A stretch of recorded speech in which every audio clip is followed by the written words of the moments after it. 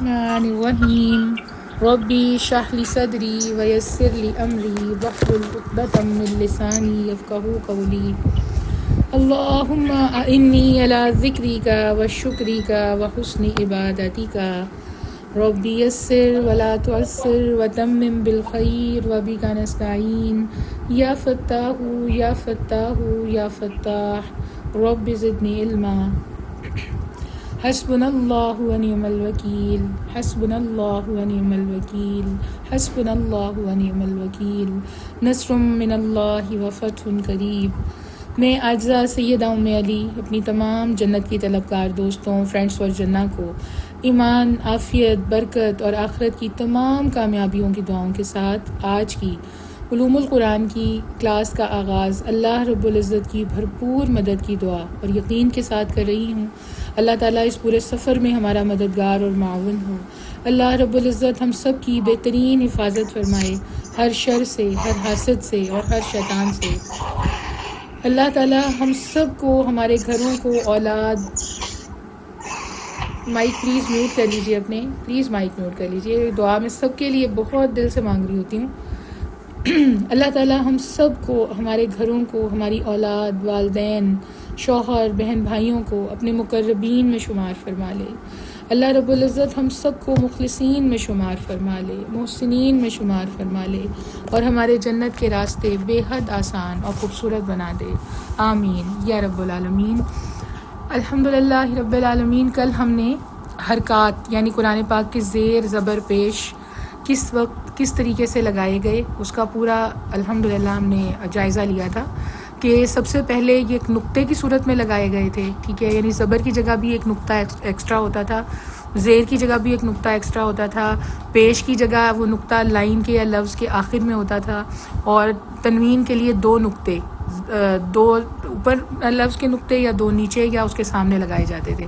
لیکن پھر اس کے بعد یہ ضرورت محسوس کی گئی کہ اس طرح نقطوں میں کنفیوز ہو کے لفظ جو ہیں وہ غلط نہ پروناؤنس ہونے لگیں، تو اس لیے پھر اس کو لمبا کر کے زیر زبر اور پیش کی شکل دے دی گئی۔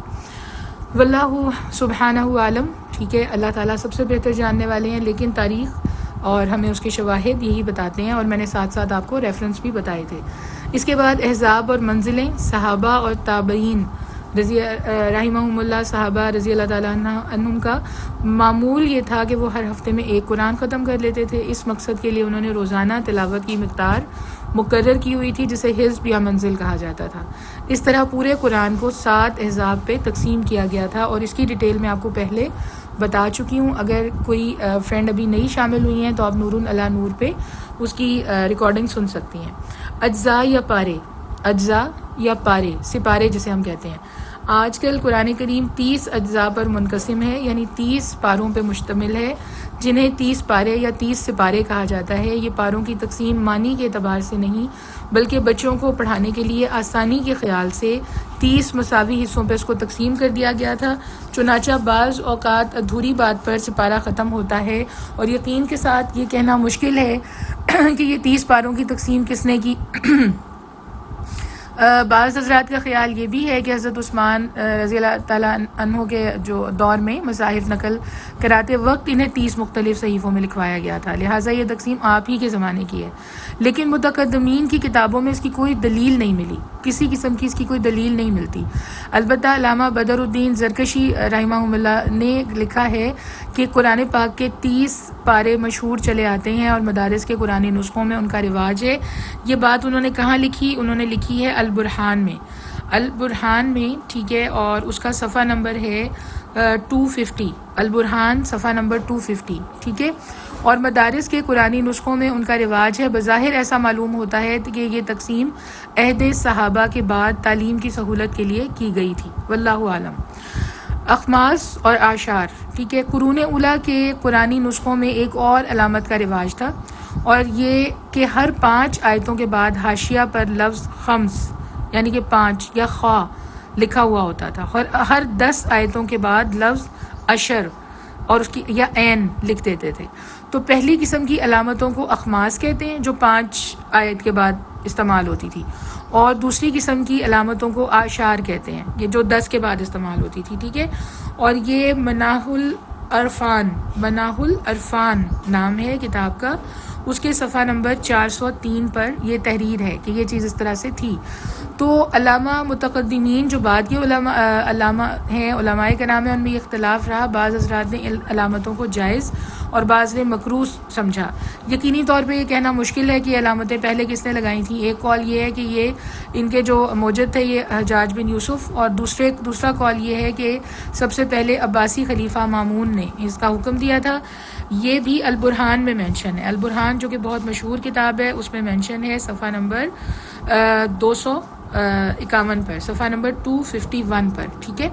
اچھا، تو اس کے بعد لیکن یہ دونوں اقوال اس لیے درست معلوم نہیں ہوتے کہ خود صحابہ کے زمانے میں آشار کا تصور ملتا ہے.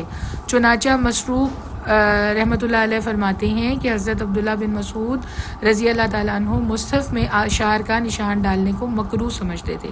اور یہ بات کہاں مینشن ہے؟ یہ ہے مصنف ابن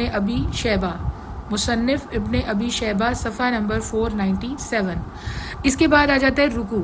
ٹھیک ہے. اب ہر چیز کا جاننا ضروری ہے نا. کہیں آپ کے سامنے بات ہو جاتی ہے اقماص کی یا آشار کی، تو آپ کو پتہ ہی نہیں ہوگا اگر کہ یہ کیا تھا یا کیوں تھا یا کیا تفصیل ہے، کتنی تفصیل ہے. تو اس لیے پتہ ہمیں قرآن سے ریلیٹڈ ہر بات کا ہونا چاہیے. تبھی ہم مطلب جتنا اس کو سمجھتے جائیں گے نا، اس کے پیٹرن کو، اس کی چیزوں کو، کب کہاں کیا چیز مینشن ہوئی، کس وجہ سے ہوئی، اس کے بارے میں آراء کیا ہیں، تو اس کو پڑھتے ہوئے اور پڑھاتے ہوئے انشاءاللہ العزیز ہمارا کانفیڈنس کا لیول کچھ اور ہوگا. ہم بڑے مطمئن اور بہت ایک وہ والی کیفیت ہوگی کہ پورے طریقے سے الحمدللہ ہم اس کو جانتے ہیں. ہم جب کسی چیز کو جانتے ہیں تبھی محبت کا حق ادا ہوتا ہے نا، ورنہ ادا نہیں ہوتا. اچھا، اس کے بعد جو رکوع ہے نا، اخماس اور آشار کی علامتیں تو بعد میں متروک ہو گئیں، یعنی کہ نہیں بعد میں. لیکن ایک اور علامت آئی جو آج تک رائج چلی آ رہی ہے، رائج ہے آج تک، اور یہ رکوع کی علامت ہے.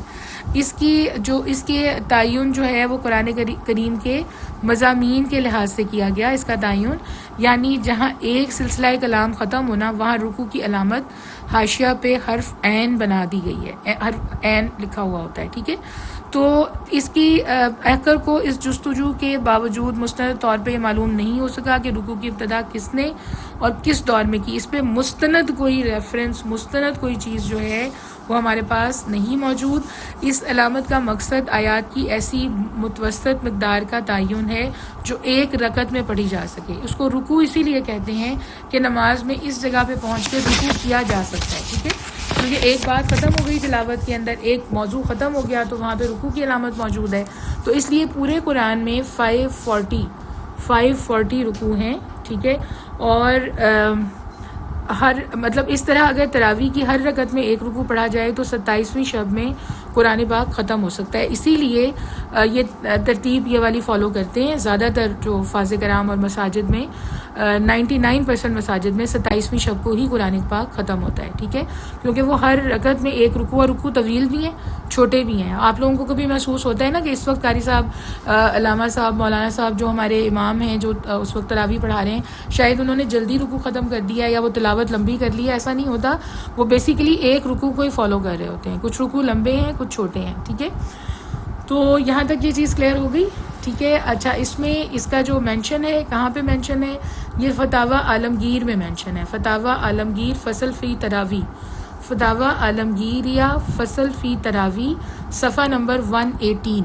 یہ جو میں نے ابھی آپ کو کے سامنے بات مینشن کی ہے، یہ فتاوی جات بہت مشہور ہیں، فتاوی عالمگیریہ فصل فی تراویح، اور اس کے صفحہ نمبر 118 پہ یہ مینشن ہے. ٹھیک ہے.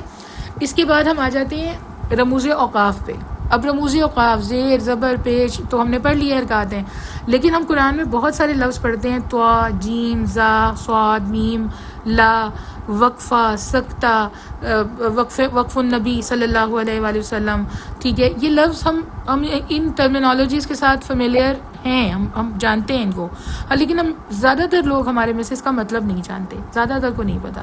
تو وہ ایک دوسرے سے ہی کئی دفعہ پوچھ رہے ہوتے ہیں تلاوت کے وقت پہ کہ اس چیز کا مطلب کیا ہے، اس کا کیا ہے. تو ہم آج اس کو ڈیٹیل میں ڈسکس کر لیتے ہیں کہ تلاوت اور تجوید کی سہولت کے لیے ایک اور مفید کام یہ کیا گیا کہ مختلف قرآنی ترجموں پر ایسے اشارے لکھ دیے گئے جن سے یہ معلوم ہو سکے کہ اس جگہ وقفہ کرنا ہے، یعنی سانس لینا ہے.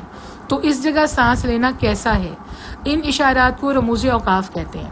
اور ان کا مقصد یہ ہے کہ ایک غیر عربی دان انسان، جیسے ہم غیر عربی ہیں، ہمیں عربی زبان پہ اس طرح عبور حاصل نہیں ہے، تو ایک غیر عربی دان انسان بھی جب تلاوت کرے تو صحیح مقام پہ وقف کر سکے اور غلط جگہ پہ سانس توڑنے سے معنی میں کوئی تبدیلی پیدا نہ ہو. اور ان میں سے اکثر رموز سب سے پہلے علامہ ابو عبداللہ بن تیفور رحمۃ اللہ علیہ نے وضع فرمائے. ٹھیک ہے، اور یہ کہاں پہ مینشن ہے یہ چیز کہ انہوں نے وضع فرمائے؟ النشر فی القراءۃ العشر، یہ کتاب کا نام ہے، النشر فی القراءۃ العشر، اور اس کے صفحہ نمبر 225 پہ یہ مینشن ہے. اور یہ سب بہت مشہور مستند تمام مدارس کے اندر پڑھائی جانے والی کتابیں ہیں جن کے میں ریفرنس دے رہی ہوں یہاں پہ.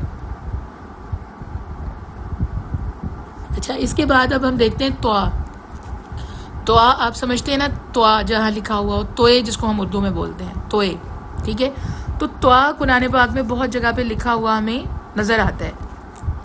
یہ وقف مطلق کا مخفف ہے، وقف مطلق کا مخفف ہے یہ، یعنی اس کا چھوٹا ورڈ ہے. اس کا وقف مطلق جو ہے وہ ایک ٹرمینالوجی ہے، اور اس کو چھوٹا، اس کو شارٹ فارم میں اس کو توا لکھ دیا جاتا ہے.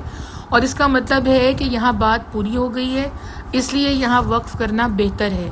تو اب جہاں پہ بھی توا نظر آئے نا، جس آیت کے سامنے ایک گول سا دائرہ لگا ہوا ہوتا ہے نا، اس پہ کہیں توا لکھا ہوا ہوتا ہے، کہیں صاد لکھا ہوا ہوتا ہے، کہیں جیم لکھا ہوا ہوتا ہے. یہ میں آپ کو وہ پڑھا رہی ہوں. تو جہاں پہ بھی توا لکھا ہوا نظر آئے گا نا، اس میں یہ وقف مطلق آپ نے سمجھ جانا ہے کہ یہ وقف مطلق ہے، اور اس کا مطلب ہے کہ یہاں پہ بات پوری ہو گئی ہے، اس لیے یہاں وقف کرنا بہتر ہے. ٹھیک ہے، اسی طرح سے جیم لکھا ہوا ہوتا ہے، جیم. ٹھیک ہے، جیم بھی بہت ساری جگہ پہ لکھا ہوا ہوتا ہے، تو یہ وقف جائز ہے. اس کا مطلب جیم کا مطلب کیا کنسیڈر ہوتا ہے؟ وقف جائز. یہ وقف جائز کا مخفف ہے، اور اس کا مطلب ہے یہاں وقف کرنا جائز ہے، یہاں وقف کرنا جائز ہے. تو آ کا مطلب ہے وہاں وقف کرنا بہتر ہے. جیم کا مطلب ہے یہاں وقف کرنا جائز ہے. اسی طرح زا لکھا ہوا ہوتا ہے، زال جس کو ہم بولتے ہیں، دال زال، زال، دال زال، را زوا، زوا جو ہے نا، زا، را کے بعد جو زا آتا ہے، را کے بعد زا. ٹھیک ہے، زلزلے میں جو استعمال ہوتا ہے زا. تو جہاں یہ زا لکھا ہوا ہو، یہ وقف مجوز کا مخفف ہے، وقف مجوز کا، جس کا مطلب یہ ہے کہ وقف کرنا درست تو ہے، لیکن بہتر یہ ہے کہ وقفہ نہ کیا جائے. تو جہاں زا لکھا ہوا آئے، اگر وہاں آپ کا سانس ٹوٹ رہا ہے اور آپ کو لگ رہا ہے کہ آگے آیت کے بیچ میں ٹوٹ جائے گا، تو آپ وہاں سانس توڑ سکتے ہیں. لیکن اگر سانس نارمل ہے اور ابھی آپ آگے پڑھ سکتے ہیں تو آگے پڑھنا چاہیے، کیونکہ وہاں وقف نہ کیا جائے تو بہتر ہے. اب ہم نے 3 باتیں پڑھ لیں. توا وقف مطلق کا جو مخفف ہے، اور اس کا مطلب ہے یہاں بات پوری ہو گئی ہے، یہاں وقف کرنا بہتر ہے. جیم وقف جائز، یعنی اس کا مطلب ہے وقف کرنا عین جائز ہے، کوئی مسئلہ نہیں، وقف کر لیں وہاں پہ. زا وقف مجوز، یعنی جس کا مطلب ہے کہ وقف کرنا درست تو ہے، لیکن بہتر یہ ہے کہ نہ کیا جائے وقف وہاں پہ. ٹھیک ہے. سواد، اچھا سواد بھی آپ بہت جگہ لکھا ہوا دیکھتے ہیں. ٹھیک ہے، سواد اور سواد لام یہ، اور سواد لام اور وقف النبی، یہ الگ الگ ہیں، چاروں الگ الگ ہیں. یہ ہم ان سب کو اکٹھا سمجھ لیتے ہیں.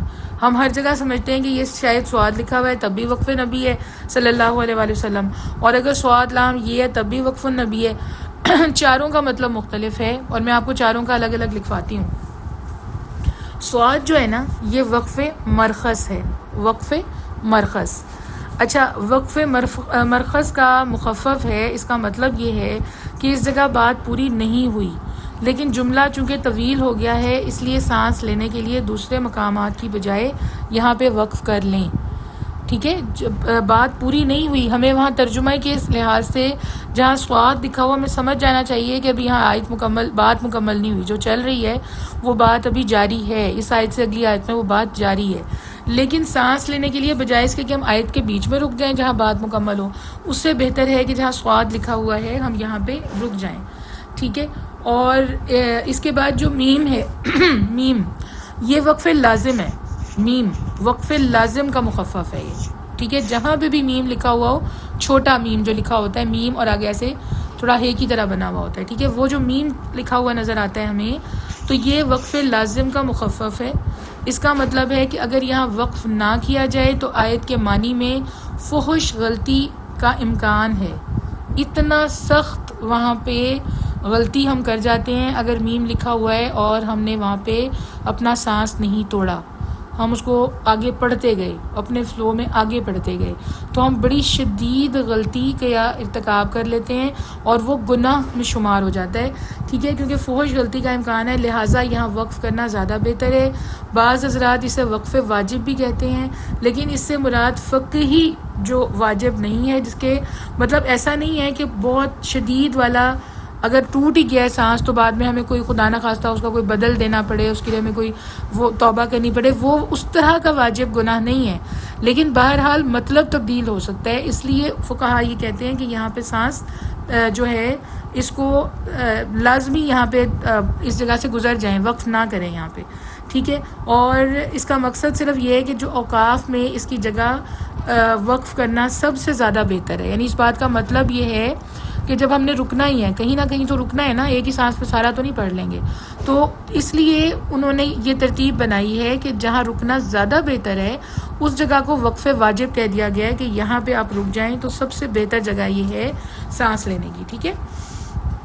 اور یہ النشر ایک کتاب کا نام ہے، النشر فی القراءۃ العشر، یہ کتاب کا نام ہے، اور یہ اس کے صفحہ نمبر 231 پہ مینشن ہے، یہ جو میں ابھی آپ کو میں نے پڑھایا ہے میم کا، ٹھیک ہے۔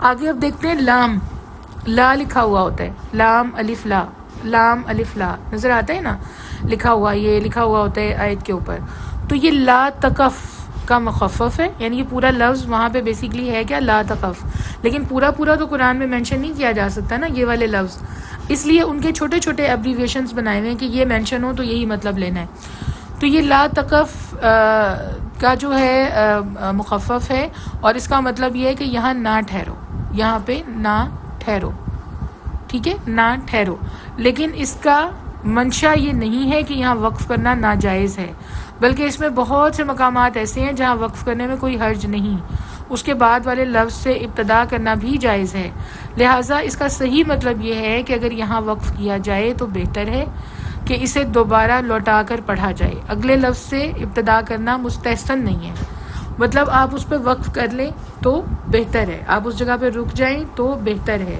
آپ اس جگہ سے آگے نہ بڑھیں، مطلب وہاں پہ آپ یہاں نہ ٹھہرو مطلب آپ اس کو ملا کے گزرتے جائیں، پڑھتے جائیں، ملا کے آگے جہاں جہاں لا لکھا ہوا ہے تو وہ بہتر ہے، ٹھیک ہے۔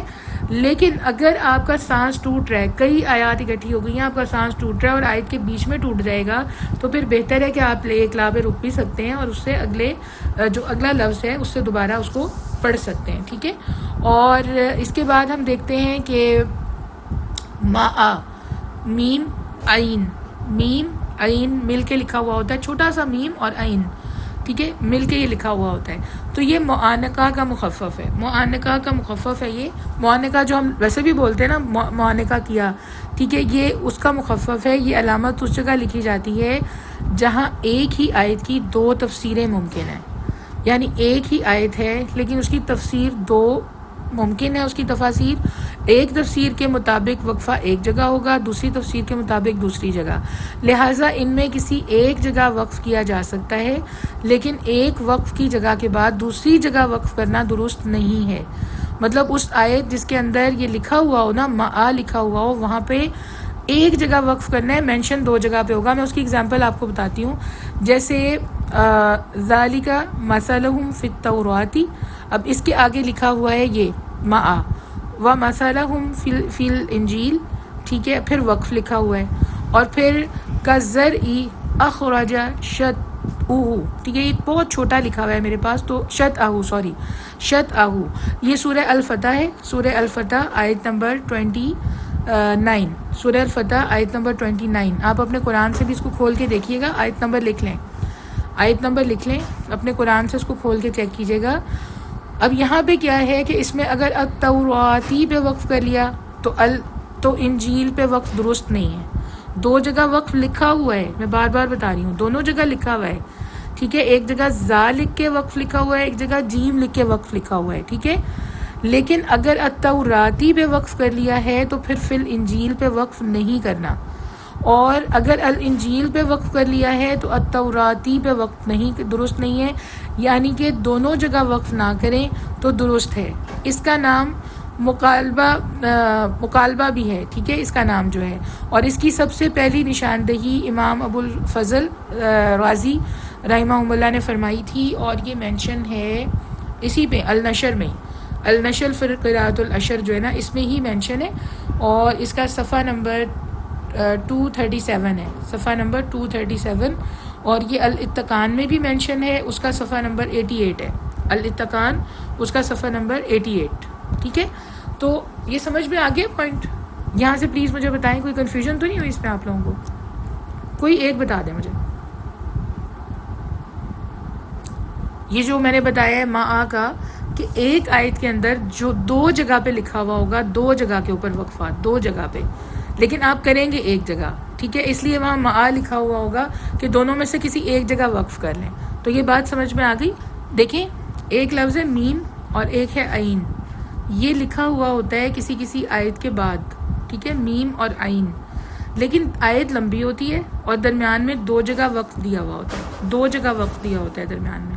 ٹھیک ہے، وقف لکھ کے اس کے اوپر سواد لکھا ہوا ہے یا اس کے اوپر جیم لکھا ہوا ہے اور آیت چل رہی ہے، اور اس کے آخر میں یہ لفظ لکھا ہوا ہے، ماں لکھا ہوا ہے. جیسے میں نے آپ کو ریفرنس دیا ہے سورہ فتح کی آیت نمبر 29 کا. اس میں علماء کا اس پہ اتفاق ہے کہ اس آیت کی نا 2 طرح تفسیر ممکن ہے. اگر ایک جگہ رکیں گے تو ایک تفسیر ہوگی، اگر دوسری جگہ رکیں گے تو دوسری تفسیر ہوگی. یہ جب ہم تفسیر میں پہنچیں گے نا سورہ فتح پہ، تو میں آپ کو وہاں جا کے دونوں طرح سے ایکسپلین بھی کر دوں گی اس چیز کو. ہم غلطی اگر یہ کریں نا کہ ہم اب اس آیت میں دونوں جگہ رک جائیں، تو اس کے ہم نے معنی اس کا وہ کر دیا ہے، مکس کر دیا ہے. اس لیے ماں لکھا ہوا ہوتا ہے کہ ایک وقف پہ رکیں، ایک وقف پہ رکیں. جیسے میں نے جس آیت کی آپ کو مثال دی ہے وہ فی التوراتی پہ بھی وقف ہے اور فی الانجیل پہ بھی وقف ہے. تو اب رکنا ہم نے یا فی التوراتی پڑھ کے مثلہم آگے ملا دینا ہے اس کو، ٹھیک ہے، یا فی التورات رک جانا ہے اور مثلہم فی الانجیل پڑھ کے کزر ان آگے اس طرح سے اس کو پورا پڑھ دینا ہے. یہ ہے یہاں پہ مطلب. ٹھیک ہے، ہوپ فلی کلیئر ہو گیا ہوگا. نہیں ہوا تو پرسنل پہ پوچھ لیجیے گا میسج کر کے، میں دوبارہ بھی ایکسپلین کر دوں گی. اور اگر اس کو آپ آیت کو کھول لیں گے نا یہ کلاس ختم ہونے کے بعد اور اس کو دیکھیں گے اور ترجمہ دیکھیں گے، تب بھی آپ کو میری بات بہت اچھے طریقے سے سمجھ آ جائے گی انشاءاللہ. اچھا، پھر سکتہ لکھا ہوا ہوتا ہے، سین کاف تے اور تے. سکتہ یعنی تے وہاں پہ بیسیکلی ہا ہے. ٹھیک ہے، سکتہ اس کو ہم اردو میں پڑھتے ہیں سکتہ. یہ سکتہ کی جو علامت ہے اس کا مقصد یہ ہے کہ اس جگہ رکنا چاہیے لیکن سانس نہ ٹوٹنے پائے. یہ عموماً اس جگہ لایا جاتا ہے جہاں ملا کے پڑھنے سے معنی میں غلط فہمی کا اندیشہ ہو، تو اس جگہ پہ سکتہ لے آیا جاتا ہے. کلیئرلی یہ سکتہ لکھا ہوا ہوتا ہے کہ یہاں پہ اس جگہ کے اوپر ہلکا سا رکیں، سانس نہ توڑیں لیکن رکیں. ٹھیک ہے، اور اس کے بعد دوسری چیز ہے وقفہ. اس جگہ سکتہ سے قدرے زیادہ دیر تک رکنا چاہیے، لیکن یہاں بھی سانس نہیں توڑنا. نہ سکتہ پہ سانس توڑنا ہے نہ وقفہ پہ سانس توڑنا ہے. تھوڑا سا رکنا ہے، جیسے ہم اپنا سانس ہم نے لمبا لیا ہوا ہو نا، تو ہم تھوڑا سا وہاں پہ رکیں اور آگے پڑھنا شروع کر دیں، لیکن رکنا لازم ہے، ضرور رکنا ہے، سکتہ پہ بھی اور وقفہ پہ بھی. اب ہمیں یہ نہیں پتہ ہوتا نا، اسی وجہ سے ہماری تلاوت میں وہ خوبصورتی نہیں آ پاتی جو عرب تلاوت کرتے ہیں ان کی اس میں آ جاتی ہے. تو جب ہم اس کی پریکٹس کرنے لگتے ہیں پھر اس کے بعد ہمیں خود ہی 100% یہ چیزیں سمجھ میں آ چکی ہوتی ہیں اور ہمیں یاد ہو چکی ہوتی ہیں. پھر ہم تلاوت کرتے ہوئے اس کا خیال رکھتے ہیں تو خود بخود ہمیں قرآن کا وہ ردم، وہ خوبصورتی ہمارے دل پہ اسی طرح اثر انداز ہونے لگتی ہے اور ہماری تلاوت میں آ جاتی ہے. کیونکہ کسی کی بھی آواز قرآن کو خوبصورت نہیں بناتی، قرآن کے رموز اوقاف اس کو خوبصورت بناتے ہیں. قرآن خود خوبصورت ہے، قرآن خود خوبصورت ہے. اس کو جو صحیح معنوں میں پڑھنا شروع کر دے اس کی تلاوت بہترین ہو جاتی ہے، بہترین تلاوت ہو جاتی ہے. اچھا، اس کے بعد نا قوف، بڑا والا قوف، قبول والا قوف، ٹھیک ہے، قیلولہ والا قوف. سمجھ میں آ گیا ہے نا؟ اور کسی ورڈ کی مثال دوں، مطلب قوف جو 2 نقطوں والا قوف ہے، آپ کو سمجھ آ گیا ہوگا، ہوپ فلی سمجھ آ گیا نا کہ میں کس کی بات کر رہی ہوں. تو جو قاف ہے یہ قلیلہ علیہ الوقف کا مخفف ہے، قلیلہ علیہ الوقف کا مخفف ہے. مطلب یہ ہے کہ بعض حضرات کے نزدیک یہاں وقف ہے اور بعض کے نزدیک نہیں ہے. دونوں رائے جو ہے نا وہ اس پہ ہیں.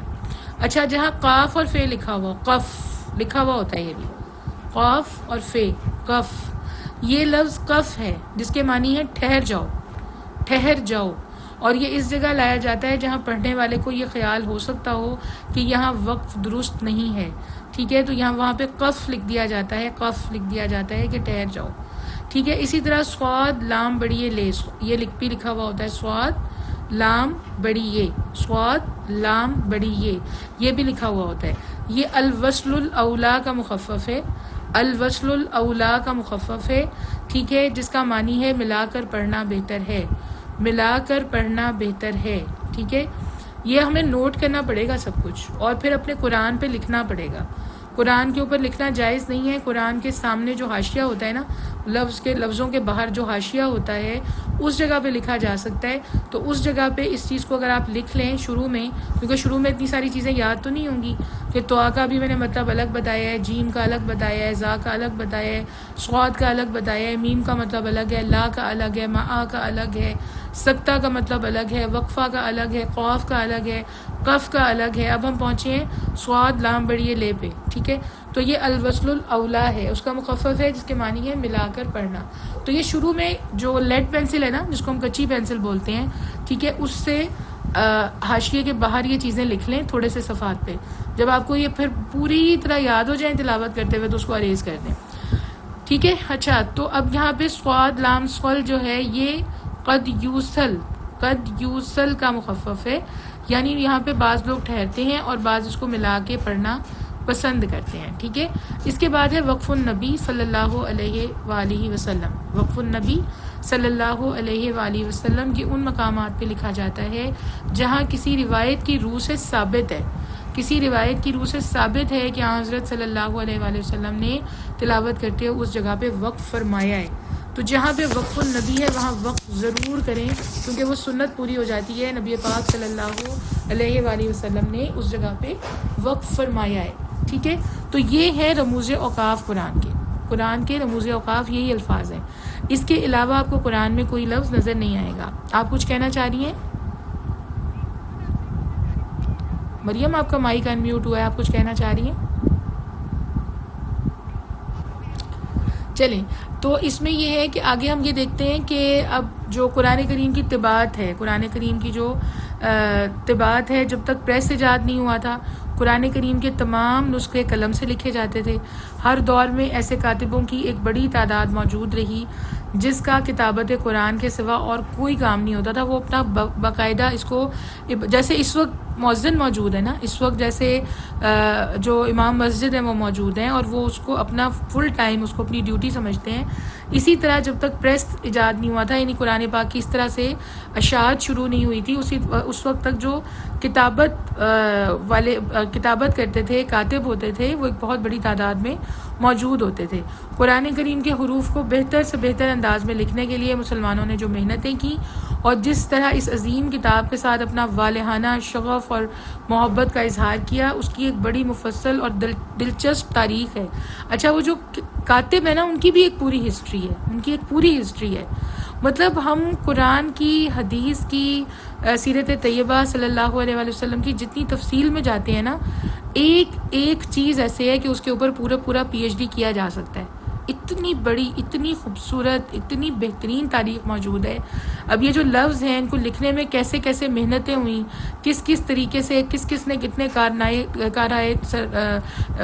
نمایاں سر انجام دیے، تو وہ سب چیزیں جو ہیں ان کی پوری ایک ہسٹری موجود ہے اور وہ بھی بہت بہترین ہے۔ ہم انشاءاللہ جیسے جیسے قرآن میں آگے بڑھتے جائیں گے نا، بشرطِ زندگی اللہ تعالیٰ ہمیں بار بار قرآن کو پڑھنے کا موقع دے، تو ابھی جیسے پچھلی دفعہ سے اس دفعہ ہم نے چیزیں ایڈ کی ہیں نا، الحمدللہ ہم ان کو پڑھ رہے ہیں، زیادہ ڈیٹیل میں پڑھ رہے ہیں۔ اگلی دفعہ ان میں سے ہر چیز کی جو ہسٹری ہے ہم اس کو بھی ساتھ ایڈ کریں گے، 8 10 کلاسز ہم اس پہ رکھیں گے تاکہ وہ بھی ہمیں پتہ ہو۔ اتنا لطف آتا ہے پھر قرآن پڑھ کے کہ اتنی عظیم کتاب جس پہ اتنے ہزاروں انسانوں نے اتنی محبت سے، اتنی زیادہ جانفشانی سے جس کے لیے کام کیا، اور ہم کتنا دور ہو گئے اس کتاب سے، کتنا دور ہو گئے اس عظیم کتاب سے، ٹھیک ہے، اس عظیم اللہ تعالیٰ کی نعمت سے، اتنی بڑی نعمت سے کہ ہمیں ایک رکوع کی تلاوت کرنا بھی کبھی کبھی بوجھ محسوس ہوتا ہے، ایسا بھی ہے۔ کتنی بد نصیبی ہے، کتنی بڑی بد نصیبی ہے۔ اور ان لوگوں کی محنت دیکھیں جو اس کے اوپر اپنا وقت لگاتے رہے، کس طرح زندگیاں لگا دی لوگوں نے اس کے لیے۔ تو اسی اب اس کا تھوڑا سا بتا دیتی ہوں کہ جب پریس ایجاد ہوا تو سب سے پہلے ہیمبرگ کے مقام پہ یہ ہے 1113 ہجری میں قرآن کریم کی طباعت ہوئی، یعنی قرآن کریم کو اس طرح پریس کے اوپر چھاپا گیا، جس کا ایک نسخہ اب تک دارالکتب المصریہ میں موجود ہے۔ اس کے متعدد جو مستشرقین ہیں انہوں نے قرآن کے نسخے طبع کرائے، لیکن اسلامی دنیا میں ان کو قبولیت نہیں حاصل ہو سکی کیونکہ مستشرق تھے، ٹھیک ہے، وہ جو کسی نہ کسی طرح کا اس کے اندر بگاڑ پیدا کرنا چاہتے تھے۔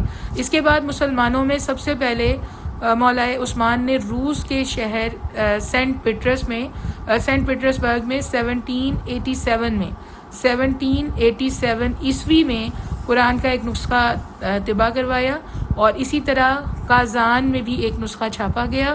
1828 میں ایران کے شہر تہران میں قرآن کریم کو پتھر پہ طبع کیا گیا، اور پھر اس کے نسخے دنیا بھر میں عام ہو گئے، ٹھیک ہے۔ تو یہ اس کی مختصر سی ہسٹری ہے، اور اس کی تفصیل کے لیے اگر آپ اس کی تفصیل پڑھنا چاہیں کہ اس کی ساری تفصیل کہاں موجود ہے، آپ کے ذہن میں یہ کوشچن آئے کہ مجھے بھی پتہ چلنا چاہیے اس کی کیا ڈیٹیل تھی، ساری کیا تاریخ تھی، تو اس کتاب کا نام ہے تاریخ القرآن للکردی، صفحہ نمبر 186، اور علوم القرآن ڈاکٹر سبی صالح، اردو ترجمہ غلام احمد حریری، صفحہ نمبر 142، ٹھیک ہے، اور البرہان، یہ 3 جگہ پہ آپ کو اس کی ڈیٹیل مل سکتی ہے، ساری 3 جگہ پہ اس کی ساری ڈیٹیل آپ کو مل سکتی ہے۔ اگر آپ کو اس میں انٹرسٹ ہو اس کو اسٹڈی کریں ضرور، اور بہت مزے کی ہسٹری ہے ساری، بہت دل تک اترتی ہیں چیزیں۔ اس کے بعد ہم دیکھتے ہیں علم التفسیر، کہ علم تفسیر کیا ہے، قرآن پاک کی تفسیر کیا ہے، بیسیکلی لفظ کیا ہے، وجہ کیا ہے، کس طریقے سے تفسیر کی جاتی ہے، تفسیر قرآن کے ماخذ کون کون سے ہیں، ٹھیک ہے۔ تو یہ سب ساری چیزیں ہم انشاءاللہ تعالیٰ اب اس کے بعد پڑھتے ہیں۔ اچھا جی، اب ہم دیکھتے ہیں، بہت ہمیں تفسیر سے شغف ہے، شوق ہے، دل کرتا ہے کہ قرآن پاک میں انسان جتنی ڈیٹیل میں جانا چاہے، وہ دروازہ تفسیر ہی کا دروازہ ہے، جس سے ہم تمام تر آیات کی تفصیل، ان کا شان نزول میں نے کل بتا دیا تھا کیا ہوتا ہے، ان کے شان نزول کے ساتھ ہم اس کو پڑھ سکیں۔ تو اب اس میں کچھ ضروری معلومات جو ہے نا، وہ علم تفسیر کے سلسلے میں یہاں پہ میں پیش کر رہی ہوں۔ عربی زبان میں تفسیر کے لفظی معنی کیا ہے؟ کھولنا۔ اب ہمارے سے کوئی پوچھ لے کہ اچھا تفسیر پڑھ رہے ہو، ٹھیک ہے، تو کیا مطلب کیا ہے تفسیر کا؟ تو سم ٹائم ہمیں نہیں پتہ ہوتا، تو ہمیں پتہ ہونا چاہیے کہ جو تفسیر ہے اس کا مطلب ہے کھولنا۔ اور اصطلاح میں علم تفسیر اس علم کو کہتے ہیں، اصطلاح میں جب اس کی ہم ڈیفائن کرتے ہیں تفسیر کے ورڈ کو، ایک تو اس کا لفظی مطلب ہے نا کھولنا، تفسیر کھولنا، اور اصطلاح میں اس کی جو ڈیفینیشن ہے، اس کا جو ورڈ یعنی جس اصطلاح میں اس کو بولا جاتا ہے، تو اصطلاح میں علم تفسیر اس علم کو کہتے ہیں جس میں قرآن کریم کے معنی بیان کیے جائیں اور اس کے احکام اور حکمتوں کو کھول کر واضح کیا جائے، اس کے احکام اور حکمتوں کو کھول کر واضح کیا جائے، ٹھیک ہے۔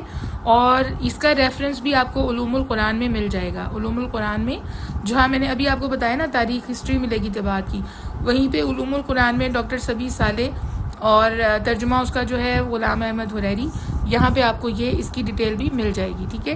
تو قرآن کریم میں نبی پاک صلی اللہ علیہ وآلہ وسلم سے خطاب کرتے ہوئے ارشاد ہے، قرآن میں اللہ تعالیٰ ارشاد فرماتے ہیں، سورہ النحل آیت نمبر 44، سورہ النحل آیت نمبر 44، ٹھیک ہے، کہ ہم نے قرآن آپ پر اتارا، اور ہم نے قرآن آپ صلی اللہ علیہ وآلہ وسلم پہ اتارا تاکہ آپ صلی اللہ علیہ وآلہ وسلم لوگوں کے سامنے وہ باتیں وضاحت سے بیان فرما دیں جو ان کی طرف اتاری گئی ہیں۔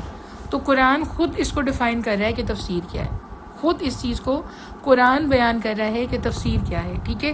اسی طرح سے قرآن پاک میں ارشاد باری تعالیٰ ہے، اللہ تعالیٰ فرماتے ہیں آل عمران میں 164 نمبر آیت، سورہ آل عمران 164 نمبر آیت، ترجمہ ہے، بلا شبہ اللہ نے مسلمانوں پر بڑا احسان فرمایا جبکہ ان کے درمیان انہی میں سے ایک رسول بھیجا جو ان کے سامنے اللہ کی آیات کی تلاوت کرے، انہیں پاک کرے اور انہیں اللہ کی کتاب اور دانائی کی باتوں کی تعلیم دے۔ یہ پورا ترجمہ ہے، ٹھیک ہے۔ لہٰذا نبی پاک صلی اللہ علیہ وآلہ وسلم صحابہ کرام کو صرف قرآن کریم کے الفاظ نہیں سکھاتے تھے بلکہ پوری تفسیر بیان کیا کرتے تھے، پوری تفسیر بیان کیا کرتے تھے کہ یہ جو لفظ ہے، یہ جو آیت ہے، اس کا یہ جو اللہ کی نشانی ہے، اس کا مطلب کیا ہے اور اس کا وجہ نزول کیا ہے، ٹھیک ہے۔ تو اسی طرح سے نبی پاک صلی اللہ علیہ وآلہ وسلم جب تک آپ حیات تھے، ٹھیک ہے، یعنی جب تک نبی پاک صلی اللہ علیہ وسلم نے پردہ نہیں فرمایا، ٹھیک ہے، آپ کا وصال نہیں ہوا، اس وقت تک کسی آیت کی تفسیر معلوم کرنا مشکل نہیں تھا، کیونکہ صحابہ کرام کو جہاں دشواری پیش آتی وہ آپ سے رجوع کرتے اور انہیں تسلی بخش جواب ملتا۔ لیکن اس کے بعد یعنی کہ جب نبی پاک صلی اللہ علیہ وآلہ وسلم پردہ فرما گئے اور آپ کا وصال ہو گیا، اس کے بعد اس چیز کی ضرورت تھی کہ تفسیر قرآن کو ایک مستقل علم کی صورت میں محفوظ کر لیا جائے، کیونکہ آگے جیسے جیسے زمانہ آگے بڑھ رہا ہے، ابھی بھی جس طرح کے چیلنجز ہمیں سامنے ہیں، ہو سکتا ہے کہ ایک صدی کے بعد بالکل ہی ایک چینج دنیا ہو، ٹھیک ہے۔ ہو سکتا ہے کہ ابھی تو یہ 2026 چل رہا ہے نا، ہو سکتا ہے کہ جب 23-26 چل رہا ہو یا جب 26-26 چل رہا ہو اور دنیا اگر ہوئی، ٹھیک ہے، تو بے حساب بے پناہ تبدیلیاں آ چکی ہوں، تو ہماری بھی یہ ذمہ داری ہے۔ اسی طرح اس وقت جو صحابہ کرام کے اوپر تو یہ بہت بڑی ذمہ داری عائد ہو گئی تھی نا کہ ایک ایک لفظ کو نبی پاک صلی اللہ علیہ وسلم کی زبان مبارک سے نکلے ہوئے ایک ایک لفظ کو محفوظ کر لیا جائے، من و ان، بالکل اسی طرح، اسی معنی میں، اسی طریقے سے جس چیز پہ آپ مسکرائے ہیں اس مسکراہٹ کو محفوظ کر لیا جائے، جس چیز پہ آپ کے چہرہ انور پہ ہلکا سا غصہ آیا اس غصے کو محفوظ کر لیا جائے، کیونکہ وہ بھی حدیث ہے، وہ بھی حدیث ہے۔ یہ قولی احادیث ہیں جو ہم پڑھتے ہیں، وہ فعلی حدیث ہے، یعنی نبی پاک صلی اللہ علیہ وآلہ وسلم کا فعل، آپ کا عمل، آپ کا ہر عمل محفوظ ہے تاکہ اس چیز کو، اس فیل کو اس طریقے سے انڈرسٹینڈ کر کے آگے پہنچایا جا سکے۔ تو اس لیے اس وقت تفسیر قرآن کو ایک مستقل علم کی صورت میں محفوظ کرنے کی ضرورت محسوس ہوئی تاکہ امت کے لیے قرآن کریم کے الفاظ کے ساتھ ساتھ اس کے صحیح معنی بھی محفوظ ہو جائیں۔ تو اس وقت ملحد اور گمراہ لوگوں کے لیے نا اس کے معنوی تحریف کی گنجائش باقی نہ رہے۔ جیسے اس وقت بھی مستشرق موجود تھے، اس کے بعد بھی موجود رہے ہیں، آج بھی اعتراض اٹھانے والے موجود ہیں، لیکن الحمدللہ میں خود اس چیز کو پڑھ چکی ہوں نا، الحمدللہ، اس لیے میں آپ کو پورے اعتماد سے بتا رہی ہوں کہ آپ جس چیز کے اندر تفصیل میں جائیں گے نا، آپ حدیث کے علم میں تفصیل میں جائیں، ہر چیز کی ایک ایک سینکڑوں طرف سے اس کو محفوظ کیا گیا ہے، اس طریقے سے کلیکٹ کیا گیا ہے، اس طرح سے شہادتیں لی گئی ہیں، شہادتیں لینے والوں کی پوری زندگی، پوری ہسٹری محفوظ ہے۔ اسماء الرجال ایک علم ہے پورا بہت بڑا، یعنی اس کے اوپر 10,000 PhDs اس کے اوپر ہو سکتی ہیں اسماء الرجال کے اوپر۔ اور اسماء الرجال ہے کیا؟ تمام حدیث کے جہاں سے ریفرنس لیے گئے ان کی پوری ہسٹری ان کی اپنی زندگی کی موجود ہے کہ جس نے شہادت دی ہے نا، یہ بندہ ہے کون، یہ آگے اس کے جو 2 نسلیں پیچھے یہ کیا تھا، یہ پوری زندگی میں اس کی کوئی جھوٹ نہیں تھا، پوری زندگی میں اس کی کہیں کوئی ایسی غیر منصفانہ حرکت نہیں تھی، اتنی تفصیل موجود ہے، تبھی یہ آج تک کھل کے نہ تو حدیث پہ کوئی اعتراض اٹھا سکے ہیں، نہ قرآن پہ اٹھا سکے ہیں، نہ کبھی اٹھا سکیں گے، کیونکہ دونوں چیزوں کی قرآن کی ذمہ داری اللہ تعالیٰ کی ہے، قرآن اللہ تعالیٰ کی اللہ رب العزت نے اپنے ذمہ لیا ہوا ہے۔ اور جب ہم سورہ نجم کی آیت پڑھتے ہیں جس میں باقاعدہ طور پہ ہم یہ چیز پڑھتے ہیں کہ نبی پاک صلی اللہ علیہ وسلم کی زبان مبارک سے جو بھی نکلا ہے، جو لفظ بھی نکلا ہے، وہ اللہ کا اذن ہے، تو اللہ تعالیٰ حفاظت فرما رہے ہیں، ٹھیک ہے، اس لیے یہ آج تک کوئی چیز نہیں کر سکے۔ اور پھر جب اللہ نے حفاظت کرنی ہے تو اللہ تعالیٰ نے لوگوں کے دلوں میں ڈالا کہ اب ایک اسماء الرجال ہے نا، صرف ایک چیز کی بات کر رہی ہوں۔ اسی طرح میں نے بھی آپ کے سامنے رکھا کتابت قرآن،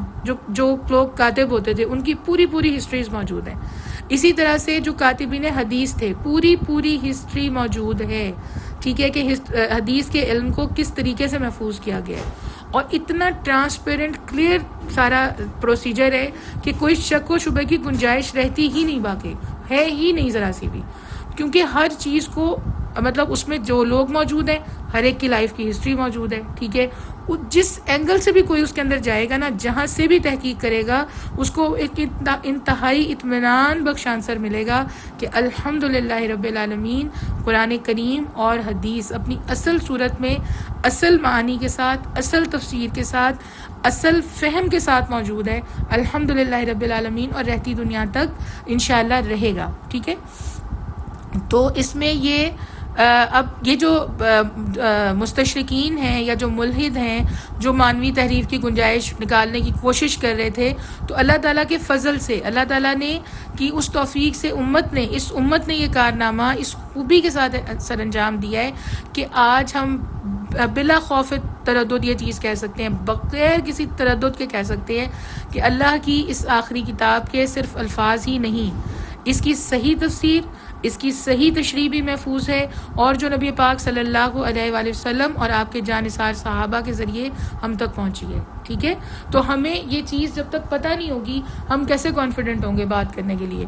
ابھی جو سوشل میڈیا پہ کوشچن اٹھائے جاتے ہیں، ایون جو میرے اسٹوڈنٹس بھی کر رہے ہوتے ہیں، ٹھیک ہے، اور ہم جس ایج میں مطلب میرے بچے ہیں نا، اس ایج کے بچے یہ کوشچنس کر رہے ہیں، کیونکہ سوشل میڈیا کے ذریعے بڑے آرام سے ان کو کہہ دیا جاتا ہے کہ اچھا یہ تو حدیث ہے، یہ تو بعد میں تحریر ہوئی، یہ تو ساری بعد میں ہوئی تو کیا ہوا؟ صحابہ کرام کی اس کے اوپر موجود ہیں، سارے کے سارے صحابہ کرام سے روایت ہیں، اور ایک ایک روایت لینے کے لیے سینکڑوں میل کے سفر کیے ہیں انہوں نے، اور آمنے سامنے بیٹھ کے شہادت دی ہے، اور شہادت کے وقت 10 شہادتیں اور موجود ہیں، اور وہ جو 10 لوگوں کا گروپ ہے نا، ان کی پوری لائف کی ہسٹری موجود ہے.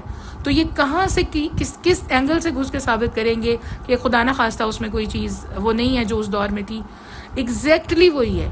قرآن کریم بھی، احادیث مبارکہ بھی، اور انشاءاللہ تعالیٰ بشرط زندگی انشاءاللہ العزیز ہم یہ قرآن پاک 6 مہینے میں مکمل کریں گے، 4.5 5 6 مہینے میں. اس کے بعد میں نے آپ کو پڑھانی ہی احادیث ہیں، تاکہ آپ کو بالکل جیسے میں یہ سنا رہی ہوں نا، انشاءاللہ تعالیٰ بشرط زندگی میں آپ کو اس کی تحقیق کے جو اصول تحقیق ہیں پہلے وہ پڑھاؤں گی. اتنے خوبصورت اصول ڈرائیو کیے گئے، اتنے خوبصورت اصول ہیں کہ وہ ایسی مہر ہے کہ اس کے اندر سے نکل کے جا ہی نہیں سکتے کسی بھی طرف غلط ڈائریکشن میں. جس کو ہم ضعیف حدیث کہہ دیتے ہیں نا، اس کی بھی پوری ہسٹری موجود ہے. ٹھیک ہے، تو جو احادیث صحیحہ ہیں ان کی تو مطلب ایک لفظ کا ڈاؤٹ نہیں ہے، ایک نقطے کا ڈاؤٹ نہیں ہے اس کے اندر. اسی طرح نہ قرآن کریم میں نہ حدیث میں. اور انشاءاللہ تعالی ہمیں کیونکہ اپنی اس نسل کو یہ چیز پڑھانی ہے، اپنی اس نسل کو آگاہ کرنا ہے، تو انشاءاللہ العزیز میری پوری کوشش ہے. ابھی جو ہم سیرت کی کلاس شروع کر رہے ہیں، سیرت کا جو ہم الحمدللہ چینل شروع کر رہے ہیں، اس کے اندر پوری ڈیٹیل ساری حیات طیبہ صلی اللہ علیہ وآلہ وسلم، نبی پاک صلی اللہ علیہ وآلہ وسلم کی زندگی، آپ کی حیات مبارکہ پوری کی پوری آپ کے سامنے انشاءاللہ چھوٹے پہلو، چھوٹی ایک سنت انشاءاللہ اس میں ہم پڑھیں گے. اور اسی طرح سے اس کو ختم کر کے یہی نور علی نور پہ ہم پوری احادیث جو ہیں اس کو انشاءاللہ العزیز پڑھیں گے، صحیح ستہ کو اور اس کی ساری روایات کو، اس کی اصول تحقیق کو، تاکہ ہمیں ایک فرم بلیو، ابھی بھی یقین ہے، پورا پکا یقین ہے، لیکن جو یقین آپ کو پڑھنے کے بعد آتا ہے نا، عقل دنگ رہ جاتی ہے، انسان حیران رہ جاتا ہے. اتنی ریسرچ، اتنی شہادتیں، اتنا اس کے اوپر علم کہ کہیں سے کوئی گنجائش ہی نہیں ہے شک کی کسی بھی طرح کی. تو وہ انشاءاللہ جب ہم پڑھ لیں گے ہمیں اور زیادہ کلیئر ہو جائے گا. ٹھیک ہے. اچھا، اب علم تفسیر کو امت نے کس طرح محفوظ کیا، کس طریقے سے محفوظ کیا، اس راستے میں انہوں نے کیسی مشقتیں اٹھائیں اور جد و جہد کے کتنے مراحل سے گزرے، یہ ایک پوری طویل اور دلچسپ تاریخ ہے. یہ بھی اب ایک پوری ہسٹری ہے. یعنی ہم لوگ جب ریسرچ کرتے ہیں نا، تو یہی ساری انہی چیزوں کی ہسٹری، اور اتنی تفصیل سے ہسٹری ہے کہ آپ کی عقل حیران رہ جاتی ہے. اتنی کوشش کی ہے، یعنی اس وقت دنیا حیران ہے نا، جو اپنے کارہائے نمایاں سر انجام دے کے یہ اپنی ساری کوششیں اکٹھی کر لینا، تو وہ کوششیں اور ان کا مقابلہ نہیں کیا جا سکتا جو صحابہ کرام نے، جو تابعین نے، جو تبع تابعین نے، جو ان کے بعد سینہ در سینہ اس علم کو لے کے چلنے والوں نے، جو علماء کرام نے، جو اولیاء کرام نے سر انجام دی ہیں. بے پناہ عظیم تاریخ ہے اس کی پوری. اور ان کے مطلب انسان کا دل حیران رہ جاتا ہے کہ اتنی دل و جان سے کوشش، اتنی ایک لمحے کی چیز کو محفوظ کرنے کے لیے کوشش. تو ہم بیسیکلی ہم جو ڈاؤٹس میں ہیں نا، ہم ان چیزوں کو جانتے نہیں. اور انشاءاللہ بشرط زندگی اللہ رب العزت کے حکم سے ہم جب اگلی دفعہ قرآن پڑھ رہے ہوں گے نا، ہم یہ ہسٹری پڑھ کے گزریں گے. ابھی تو میں صرف آپ کو بتا کے گزر رہی ہوں نا. انشاءاللہ تعالیٰ اگلی دفعہ ہم یہاں رکیں گے، ہم اس کی پوری ڈیٹیل پڑھیں گے، پھر انشاءاللہ تعالیٰ آگے جائیں گے. تو اس کی پوری ہسٹری موجود ہے. اچھا، اس کو اگر آپ فی الحال آپ اس کو پڑھنا چاہیں تو اس کے لیے علوم القرآن کے نام سے مفصل ایک کتاب موجود ہے. ٹھیک ہے، اس کو اگر آپ اسٹڈی کرنا چاہیں تو اس کو کرنے شارٹ فارم میں سارا اس کے اندر موجود ہے. اچھا اس کے بعد یہ جو تفسیر قرآن ہے اس کے ماخذ کیا کیا ہیں, ٹھیک ہے, یعنی کہاں کہاں سے تفسیر قرآن کو اخذ کیا گیا, کون کون سے ماخذ ہیں. علم تفسیر پہ جو بے شمار کتابیں ہر زبان میں ملتی ہیں, انہوں نے قرآن کریم کی تشریح میں کن سرچشموں سے جو ہے استفادہ حاصل کیا. تو یہ کل 6 ہیں.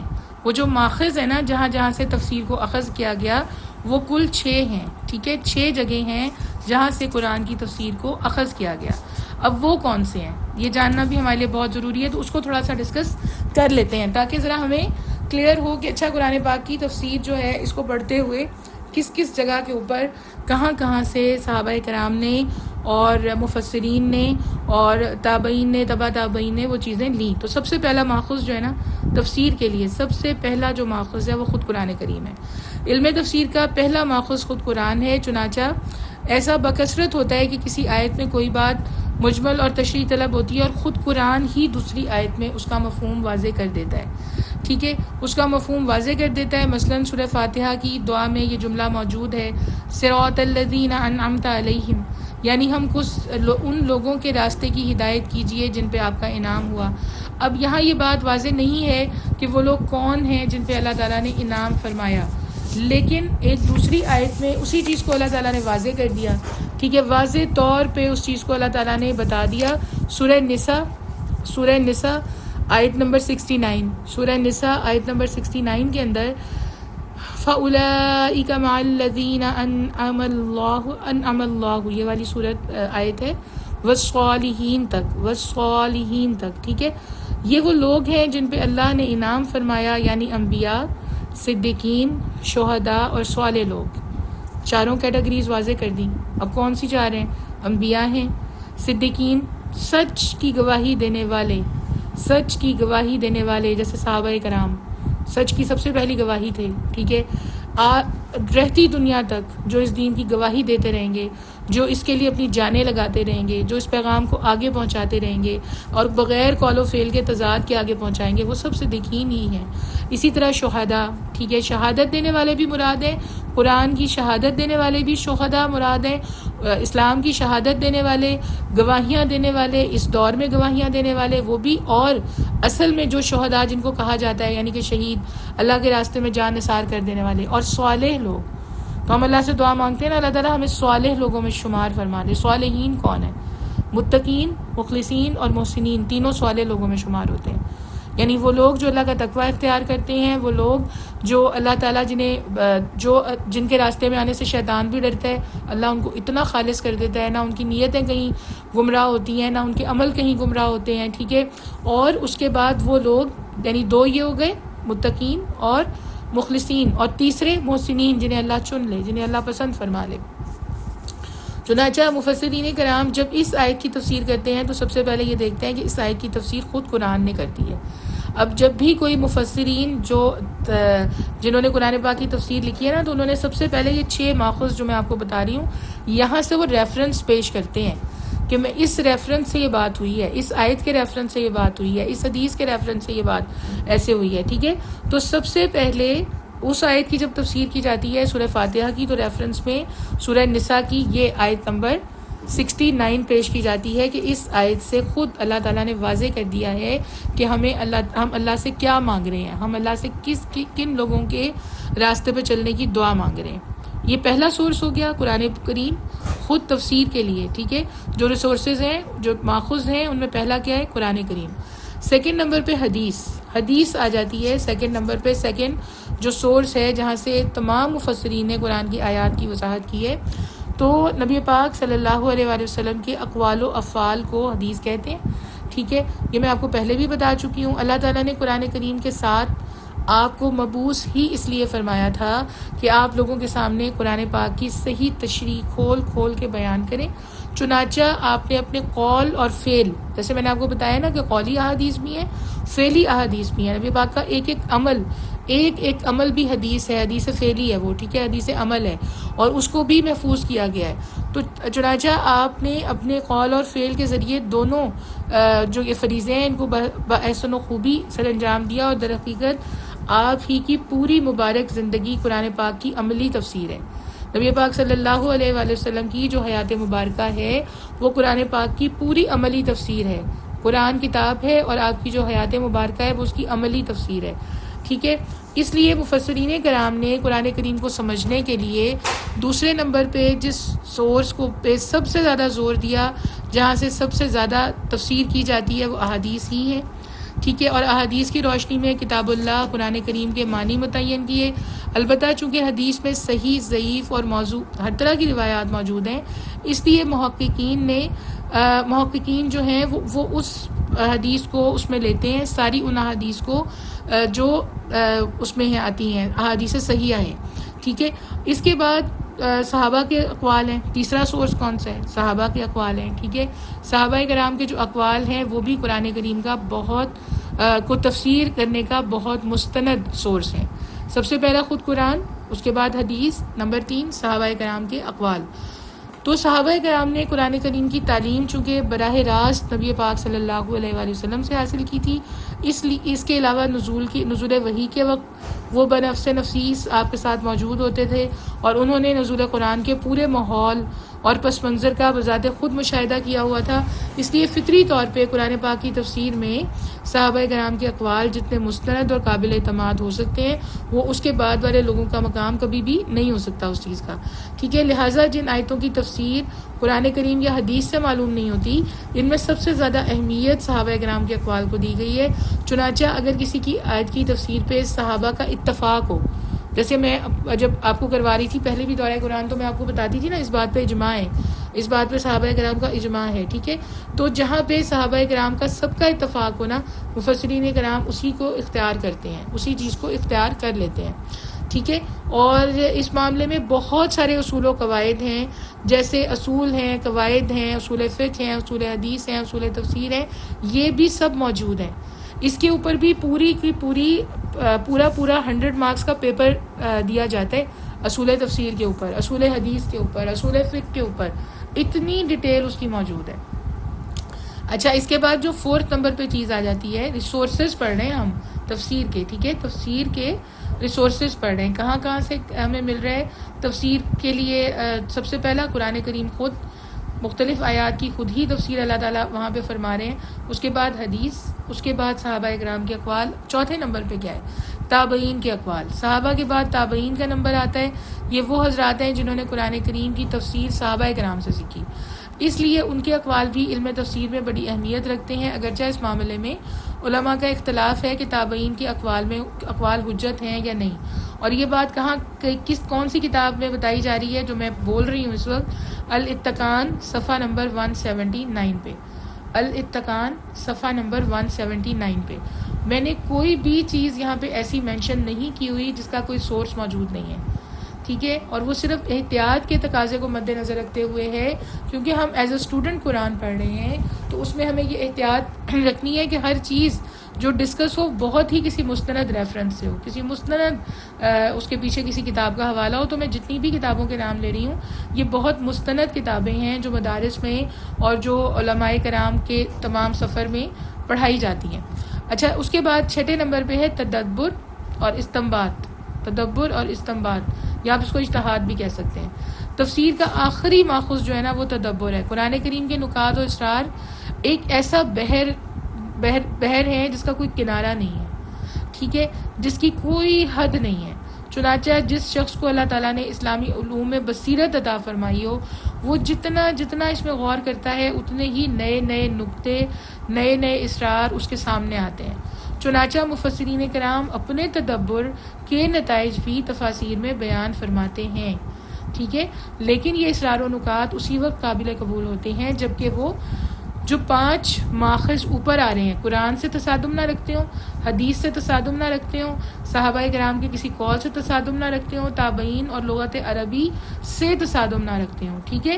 تو پھر ہمارا وہ جو اجتہاد ہے نا کسی کا بھی، وہ مانا جاتا ہے، اس کو لیا جاتا ہے. جیسے اس کی اگزامپل میں آپ کو یہ دے دیتی ہوں. دیکھیں جہاز بعد میں ایجاد ہوئے. ٹھیک ہے. صحابہ کرام کا بھی دور نہیں تھا، تابعین کا بھی نہیں تھا، تبع تابعین کا بھی نہیں تھا. اس کے بعد کا دور تھا. تو نبی پاک صلی اللہ علیہ وآلہ وسلم نے صحابہ نے سوال کیا تھا نا کہ جب یا رسول اللہ جب آپ بھی پردہ فرما جائیں گے اور ہم بھی نہیں ہوں گے, ٹھیک ہے, ہمارے بعد والے بھی نہیں ہوں گے, اس وقت کی جو بھی صورتحال ہوگی, قرآن تو رہتی دنیا تک کے لیے ہے, ٹھیک ہے, ہمیشہ ہمیشہ کے لیے ہے, آخری انسان کے آخری دن آخری سانس تک کے لیے, تو پھر کوئی بھی چیز ایسی, مفہوم بتا رہی ہوں میں آپ کو, مفہوم بتا رہی ہوں اس بات کا, تو پھر کوئی بھی ایسی چیز جو نئی ایجاد ہوگی تو اس کے اوپر کیسے فیصلہ کیا جائے گا. تو اس کا کوئی بھی نئی چیز جو ہمارے سامنے آتی ہے نا, جیسے مسجد میں اسپیکر پہ اذان ہے, اس وقت تو شور ہوتا ہی نہیں تھا جب مکہ اور مدینہ کا دور تھا, ٹریفک تھا ہی نہیں نا, ٹریفک تھا ہی نہیں, کنسٹرکشن بھی اس طرح کی نہیں تھی, سادے گھر تھے, ونڈوز ہوتی تھی, تو ایک انسان, چھوٹے چھوٹے شہر تھے, تو آواز مسجد سے پورے شہر میں پہنچتی تھی, لیکن اب نہیں پہنچ سکتی. اب مساجد میں اسپیکر لگانے کا جب معاملہ آیا, یا جہاز کے اندر نماز کس رخ پہ پڑھنی ہے, کس طریقے سے ادا کرنی ہے, ٹھیک ہے, اس کا معاملہ آیا, یا اسی طرح سے آگے آگے جیسے دنیا جا رہی ہے, تو جو اب علوم ایجاد ہو رہی ہیں ان کو کس حد تک اختیار کرنا ہے, کیسے ان کو لے کے چلنا ہے, اس ساری چیز کے لیے ایک اجتہاد کا راستہ کھلا رکھا گیا. پھر اگلا سوال صحابہ کرام نے یہ کیا کہ یا رسول اللہ, اس وقت جب آپ کی حیات مبارکہ میں صحابہ نے اجتہاد کیا, جیسے میں نے آپ کو بتایا تھا کہ وہ سورہ فاتحہ کا دم کیا, ٹھیک ہے, اور پھر جا کے نبی پاک صلی اللہ علیہ وسلم کو بتایا, اور آپ نے اس کے اوپر اطمینان کا اظہار کیا, ٹھیک ہے. اسی طرح سے اب جو اجتہاد کیا جائے گا, اس دور میں جو اجتہاد کیا جائے گا, اس کے لیے سوال کیا صحابہ کرام نے کہ یا رسول اللہ جب آپ پردہ فرما جائیں گے, ہمارے میں سے کوئی بھی نہیں ہوگا یہ بتانے کے لیے کہ وہ اجتہاد ٹھیک ہے یا غلط ہے, تو پھر کیسے فیصلہ کیا جائے گا کہ اجتہاد ٹھیک تھا یا غلط تھا. تو اس کا نبی پاک صلی اللہ علیہ وآلہ وسلم نے یہ جواب دیا, یہ پوری ڈسکشن کا میں آپ کو مفہوم بتا رہی ہوں, ٹھیک ہے, الفاظ مبارکہ نہیں ہے, میں آپ کو مفہوم بتا رہی ہوں.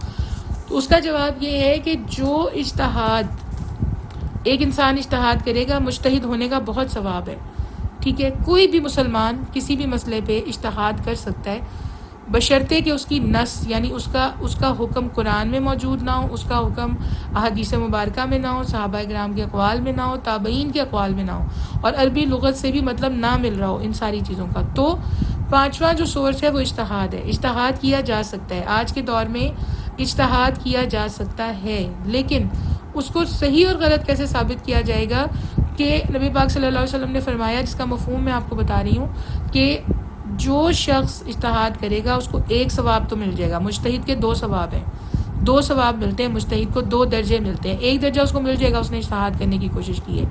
جو دوسرا درجہ ہے نا, وہ ہے اجتہاد صحیح تھا یا غلط, تو اسی کی زندگی میں وہ چیز رائج ہو جائے گی. اسی انسان کی زندگی میں جس نے اجتہاد کیا ہے, پوری امت اس کو اختیار کر لے گی, رائج ہو جائے گی وہ چیز. اس کا مطلب ہوگا اجتہاد ٹھیک تھا. اور اگر اسی کی زندگی میں رد کر دی گئی, اسی کی زندگی میں اس کو رد کر دیا گیا, اس کا مطلب ہے اجتہاد غلط تھا, ٹھیک ہے. تو یہ ایک کرائٹیریا ہمارے پاس موجود ہے. جیسے اسپیکر کی ضرورت, اس کے اوپر غور کیا گیا, اس پہ اجتہاد کیا گیا, اس پہ دلائل اکٹھے کیے گئے, کیونکہ مسجد کے اندر کوئی بھی تبدیلی ایسے ہی نہیں کی جا سکتی, ایسے ہی کہ اٹھے کوئی تبدیلی کر دے, ایسے نہیں کی جا سکتی. یہ سب کچھ جو مسجد کا ماحول ہے یہ سنتوں سے ثابت ہے, یہ سنت سے ثابت ہے, یہ صحابہ کرام سے ثابت ہے, یہ آگے سینہ در سینہ سارے معاملات چل رہے ہیں. اب جب اسپیکر پہ غور کیا گیا تو اس وقت بھی اجتہاد کیا گیا تھا, اور پھر اس کے اوپر اس وقت کے جتنے علماء ہیں, اس وقت جتنے علماء کرام موجود ہیں, جیسے ہمارے اس وقت کے جتنے علماء کرام تمام مسالک کے موجود ہیں, تمام مسالک میں ہر ایک میں بہت بڑے مقام پہ کوئی نہ کوئی ایک ہمارے پاس الحمدللہ بہت بڑے بڑے علماء موجود ہیں, بہت بڑی بڑی شخصیات موجود ہیں. اللہ تعالیٰ ان کا سایہ سلامت رکھے. اس ملک کے نظام میں بہت بڑا رول ہے ان لوگوں کا. تو وہ جب ساروں کا اجماع ہو جائے نا کسی بات پہ, وہ سب اکٹھے ان کا اجماع ہو جائے, ٹھیک ہے, تو پھر اس کو مان لینا جو عوام الناس ان پہ فرض ہے. جیسے روزہ وہ لوگ پورا اکٹھے ہو کے چاند دیکھتے ہیں نا, ہماری کمیٹی ایک اکٹھی ہو کے چاند دیکھتی ہے, اور پھر وہ اناؤنس کرتی ہے کہ کل روزہ ہے یا کل عید ہے, تو ہم وہ مان لیتے ہیں. اس پہ وہ آنسریبل ہیں, اس لیے وہ بہت احتیاط سے کام لیتے ہیں, انتہائی احتیاط سے شہادتیں اکٹھی ہوتی ہیں, انتہائی احتیاط سے اس میں کام لیا جاتا ہے, کیونکہ یہ پورے 24 کروڑ لوگوں کے روزے کا سوال ہوتا ہے کہ انہوں نے ان کے ایک اس پہ اعلان پہ روزہ رکھ لینا ہے, اور انہی کے ایک اعلان پہ انہوں نے عید کر لینی ہے, ٹھیک ہے. تو یہ اس طرح سے جو سارے معاملات ہیں ان کے لیے جو 6 سورس ہمارے پاس موجود ہے وہ کیا ہے؟ اجتہاد کا موجود ہے. اچھا ایک چیز ہے اسرائیلیات. آپ یہ لفظ سنتے ہوں گے, ٹھیک ہے, یہ لفظ ہو سکتا ہے آپ کے کانوں سے کہیں گزرا ہو, یہ اسرائیلیات میں مینشن ہے. تو یہ کیا ہے؟ اب کس کو کہتے ہیں ہم؟ یہ اسرائیلیات ہم کس کو کہتے ہیں؟ اسرائیلیات ان روایات کو کہتے ہیں جو اہل کتاب یعنی یہودیوں اور عیسائیوں سے ہم تک پہنچی. پہلے زمانے کے جو مفسرین کی عادت تھی کہ وہ کسی آیت کے ذیل میں ہر قسم کی وہ روایات لکھ دیتے تھے جو انہیں سند کے ساتھ پہنچتی تھیں. ان میں بہت سی روایتیں جو ہیں وہ اسرائیلیات بھی ہوتی تھیں, اور ان کے لیے ان کی حقیقت سے واقف ہونا بھی ضروری ہے. ان کی حقیقت یہ ہے کہ بعض صحابہ کرام اور تابعین پہلے اہل کتاب کے مذہب سے تعلق رکھتے تھے. ظاہر ہے وہ مسلمان ہوئے تھے نا, مسلمان ہوئے تھے تو اس سے پہلے کچھ یہودی بھی ہوں گے, کچھ جو ہیں وہ عیسائی بھی ہوں گے, ٹھیک ہے, اور اس کے بعد وہ اسلام میں آئے, دائرہ اسلام میں داخل ہوئے. تو بعد میں جب وہ مشرف با اسلام ہوئے تو قرآن کریم کی تعلیم حاصل کی تو انہیں قرآن کریم میں پچھلی امتوں کے بہت سے واقعات نظر آئے جو ہم سب نے الحمدللہ بھی پڑھے ہیں دورہ قرآن کے درمیان, ٹھیک ہے. تو بہت سے ان کو جب واقعات نظر آئے پچھلی امتوں کے جو انہوں نے اپنے سابقہ مذہب کی کتابوں میں بھی پڑھے تھے, چنانچہ وہ قرآنی واقعات کے سلسلے میں وہ تفصیلات مسلمانوں کے سامنے بیان کرتے تھے جو انہوں نے اپنے پرانے مذہب کی کتابوں میں دیکھی تھیں, ٹھیک ہے. یہی جو تفصیلات ہیں ان کو اسرائیلیات کہتے ہیں, ان کو اسرائیلیات کہتے ہیں, اور اسرائیلیات کے نام سے تفسیر کی کتابوں میں داخل ہو گئی ہیں. حافظ ابن کثیر نے جو بہت بڑے محقق اور مفسرین میں سے ہیں, انہوں نے لکھا ہے کہ اسرائیلیات کی 3 قسمیں ہیں. یہ بھی میں آپ کو بتا دیتی ہوں تاکہ آپ کو بالکل کلیئر ہو کہ اگر کبھی یہ لفظ سامنے آ جائے, کہیں لکھا ہوا آپ اس کو پڑھ لیں, ٹھیک ہے, کسی جگہ اس کا ریفرنس پڑھ لیں تو آپ کو پتا ہو کہ یہ اسرائیلیات ہے اور یہ اس کی کون سی قسم ہے, ٹھیک ہے. انشاءاللہ تعالی اس کے اوپر ڈسکشن کرتے ہیں. وہ روایات جن کی سچائی قرآن و سنت کے دوسرے دلائل سے ثابت ہے. 3 قسم کی اسرائیلیات ہیں. پہلی وہ ہیں جن کی سچائی قرآن و سنت کے دوسرے دلائل سے ثابت ہے, مثلا فرعون کا غرق ہونا, حضرت موسیٰ علیہ السلام کا کوہ طور پہ تشریف لے کے جانا, یہ ہم قرآن میں بھی پڑھتے ہیں اور یہ اسرائیلیات کے اندر بھی واقعات ملتے ہیں, ٹھیک ہے.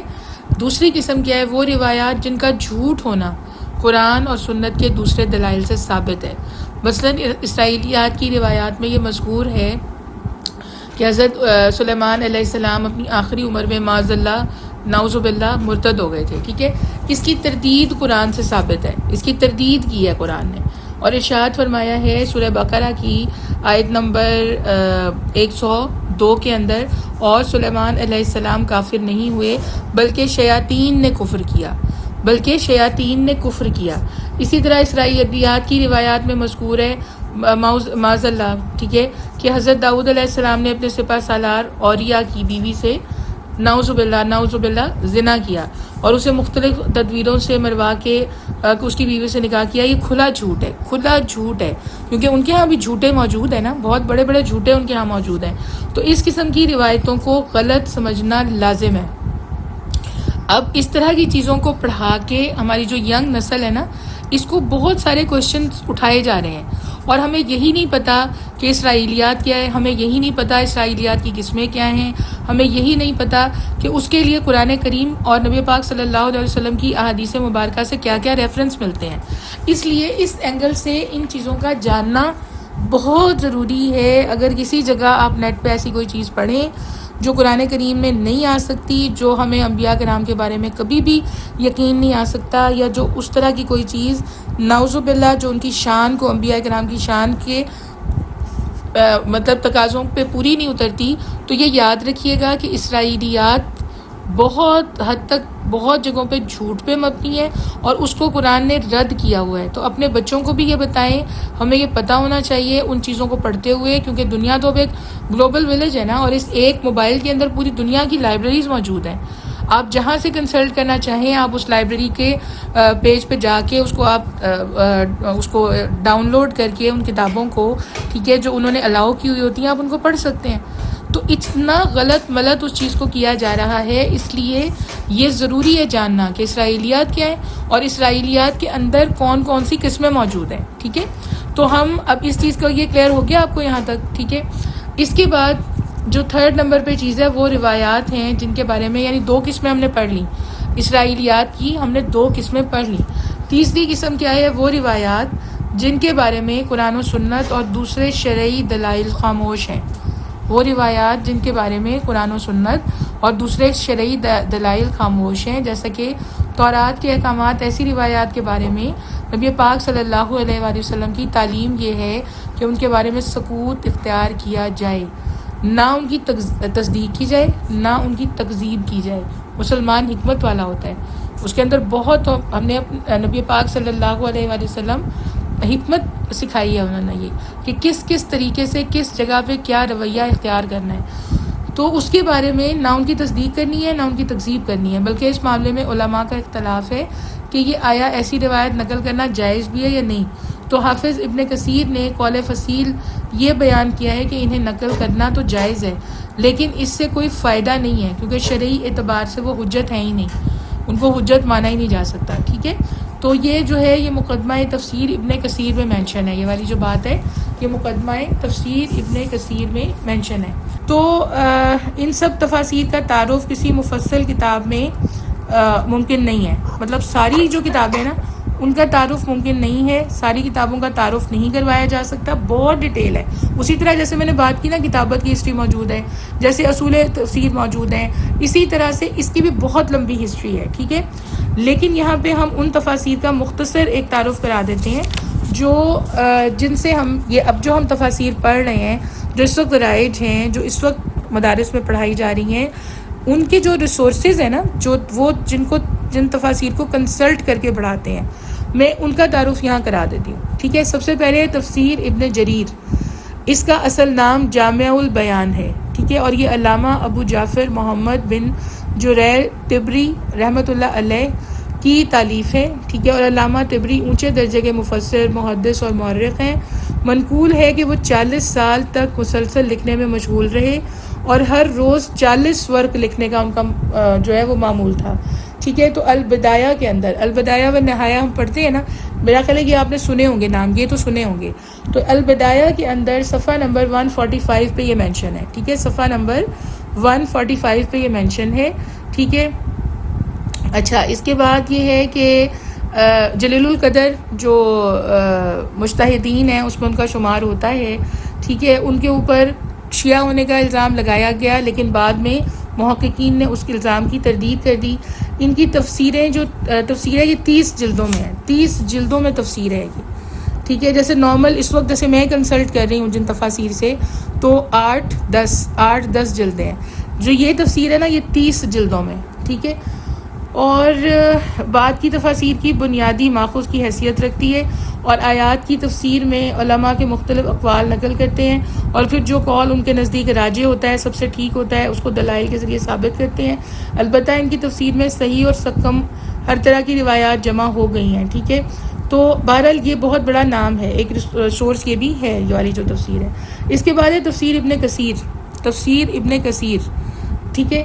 تفسیر ابن کثیر یہ حافظ عماد الدین جو ہیں ان کی تفسیر ہے، ٹھیک ہے، اور یہ 8ویں صدی کے ممتاز اور محقق علماء میں سے ہیں، اور ان کی تفسیر 4 جلدوں میں شائع ہو چکی ہے۔ اس میں زیادہ زور تفسیری روایات پہ دیا گیا ہے، اور خاص بات یہ ہے کہ مصنف رحمۃ اللہ علیہ جو ہیں وہ روایتوں میں کسی بھی قسم کی محدثانہ تنقید بھی کرتے ہیں، اس لحاظ سے یہ کتاب تمام کتب تفسیر میں ایک ممتاز حیثیت رکھتی ہے، تمام کتب حدیث میں، تفسیر ابن کثیر۔ اس کے بعد ہے تفسیر قرطبی، اس کا پورا نام الجامع الاحکام القرآن ہے، الجامع الاحکام القرآن ہے۔ اندلس کے مشہور محقق اور عالم علامہ ابو عبداللہ محمد بن احمد بن ابی بکر بن فرع القرطبی رحمۃ اللہ علیہ، یہ ان کا پورا نام ہے، یہ ان کی تصنیف ہے، اور فقہ میں امام مالک کے مسلک کے ماننے والے تھے، اور عبادت و زہد کے اعتبار سے شورۂ آفاق تھے۔ اصل میں اس کتاب کا بنیادی موضوع تو قرآن سے فقہی احکامات اور مسائل کا نکالنا تھا، یعنی اس کا استنباط تھا، لیکن اس ضمن میں انہوں نے آیت کی تشریح اس طرح سے کی ہے، مشکل الفاظ کی تحقیق، اعراب و بلاغت اور متعلقہ روایات کو بھی تفسیر میں اتنی خوبی کے ساتھ جمع کیا ہے کہ یہ کتاب 12 جلدوں پہ مشتمل ہے اور بار بار شائع ہو چکی ہے۔ کون سی؟ تفسیر القرطبی، ٹھیک ہے۔ ہم نے 3 پڑھ لی، تفسیر ابن جریر، تفسیر ابن کثیر اور تفسیر القرطبی. اس کے بعد ہے تفسیر کبیر. تفسیر کبیر چوتھے نمبر پہ جو تفسیر ہے وہ اس کا نام ہے تفسیر کبیر. یہ امام فخر الدین رازی رحمۃ اللہ علیہ کی تصنیف ہے. اس کا اصل نام مفاتیح الغیب ہے, مفاتیح الغیب, لیکن یہ تفسیر کبیر کے نام سے مشہور ہے. اور امام رازی رحمۃ اللہ علیہ متکلمین اسلام کے امام ہیں, اس لیے ان کی تفسیر عقلی اور کلامی مباحث اور باطل فرقوں کی تردید میں بہت زیادہ اس میں زور دیا گیا ہے. ٹھیک ہے, اور اپنی مثال آپ ہے یہ تفسیر جو ہے. ٹھیک ہے, تو اس کا یہ بھی ایک بہت مستند ریسورس مانا جاتا ہے. اس کے بعد جو اگلی ہے وہ تفسیر البحر المحیط ہے, یعنی اس کا نام تفسیر البحر المحیط ہے. ٹھیک ہے, تفسیر البحر المحیط, اور اگر میں اس کو ملا کے پڑھوں تفسیر البحر المحیط. یہ علامہ ابو حیان غرناطی اندسلی رحمۃ اللہ علیہ کی تصنیف ہے, جو اسلامی علوم کے علاوہ علم نحو و بلاغت میں خصوصی مہارت رکھتے تھے. چنانچہ ان کی تفسیر میں نحو و بلاغت کا رنگ نمایاں ہے, یعنی کہ زبان دانی ان کی اس میں نمایاں ہے, اور ہر آیت کے الفاظ کی تحقیق اور تراکیب اور بلاغت کے ساتھ انہوں نے اس کو بیان کیا ہے. کتنا وقت رہ گیا ہے میرے پاس؟ بس ٹھیک ہے, 6 منٹ ہے, تھوڑا سا پڑھ لیتے ہیں, مکمل کر لیتے ہیں اس کو. احکام القرآن للجساس. ٹھیک ہے, یہ امام ابو بکر جساس رازی رحمۃ اللہ علیہ کی تصنیف ہے, جو اس کے اندر بھی اس میں جو ہے وہ فقہ حنفیہ میں ایک ممتاز مقام کے حامل ہے یہ, اور ان کی کتاب کا موضوع قرآن کریم سے فقہی احکام اور مسائل کا استنباط ہے, اور انہوں نے مسلسل آیتوں کی تفسیر کی بجائے صرف ان آیتوں کی فقہی تفصیلات بیان کی ہیں جو فقہی احکامات پہ مشتمل ہیں. تو اس موضوع پہ اور بھی متعدد کتابیں لکھی گئی ہیں, لیکن اس کتاب کو سب سے نمایاں حیثیت حاصل ہے. ٹھیک ہے, اچھا, اس کے بعد ہے تفسیر الدر المنثور. ٹھیک ہے, یہ میم نون سا و رے ہے. ٹھیک ہے, یہ علامہ جلال الدین سیوطی رحمۃ اللہ علیہ کی تصنیف ہے. ٹھیک ہے, اور اس میں علامہ نے تمام روایتوں کو یکجا کرنے کی کوشش کی ہے جو قرآن کی تفسیر سے متعلق ان کو ملی اور اس کے متعلق ان کو ملی. ٹھیک ہے, تو اس سے پہلے بہت سے جو محدثین ہیں جیسے حافظ ابن جریر رحمۃ اللہ علیہ, امام بغوی رحمۃ اللہ علیہ, ٹھیک ہے, امام حبان رحمۃ اللہ علیہ, ابن ماجہ رحمۃ اللہ علیہ وغیرہ نے اپنے اپنے طور پہ یہ کام کر دیا تھا. تو علامہ سیوطی نے ان سب کی بیان کردہ روایتوں کو اس میں جمع کر دیا ہے. ٹھیک ہے, اور یہ بھی بہت اتھینٹک مانی جاتی ہے مختلف جو چیزوں کے اوپر ریسرچ کے وقت. اس کے بعد ہے تفسیر مظہری.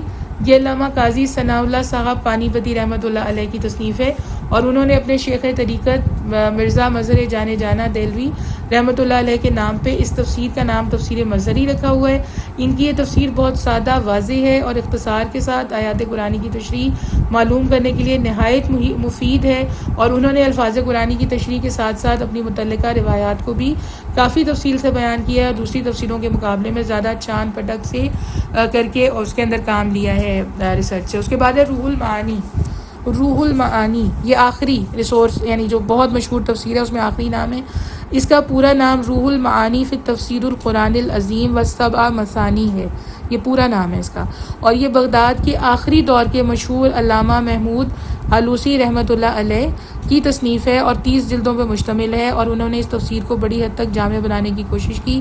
لغت, نحو, ادب, بلاغت کے علاوہ فقہ, عقائد, کلام, فلسفہ, عقیدت, تصوف اور متعلقہ روایات پہ بھی بہت لمبی اس کے اندر بحثیں موجود ہیں, اور انہوں نے یہ کوشش کی ہے کہ آیت سے متعلق کوئی علمی گوشہ جو ہے وہ تشنا نہ رہے. تو روایات احادیث کے معاملے میں بھی اس منصف کو دوسرے مفسرین کے مقابلے میں زیادہ یعنی احتیاط سے کام لیا انہوں نے, اور اس لحاظ سے بڑی جامع تفسیر ہے.